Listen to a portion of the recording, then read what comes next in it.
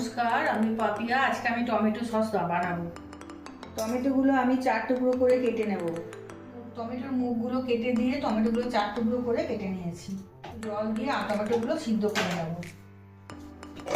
একটা ছোট সাইজের বিট আমি ছোট ছোট টুকরো করে কেটে নিয়েছি। জলটা গরম হয়ে গেছে, টমেটোগুলো দিয়ে দেবো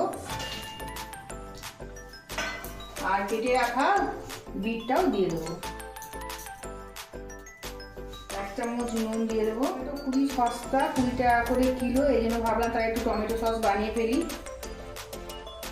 জলের মধ্যে এটা দিয়ে ঢাকা দিয়ে দেবো। 5 মিনিট হয়ে গেছে, টমেটোগুলো সিদ্ধ করতে দিয়েছিলাম। ঢাকনা খুলে দেখি কি অবস্থা।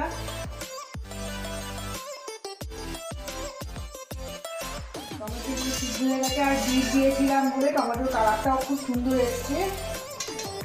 এবার ঠান্ডা করে নিয়ে আমি মিক্সিতে পেস্ট করে নেব। ঠান্ডা হতে দিচ্ছি, ঠান্ডা হয়ে গেলে মিক্সিতে পেস্ট করে নেব। আমার একদম ঠান্ডা হয়ে গেছে। এই পোটলাটা দিয়ে রেখে দিয়ে গোটা গরম মশলা একটা পুটলি দিয়েছিলাম, পুটলিটা বার করে নেব আর মিক্সিতে আমি টমেটোটা পেস্ট করে নেব।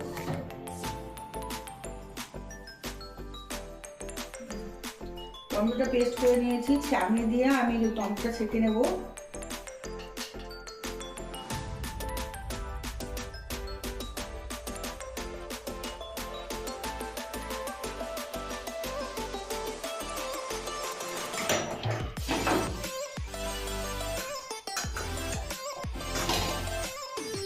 এই টমেটোর রসটা দিয়ে দেবো।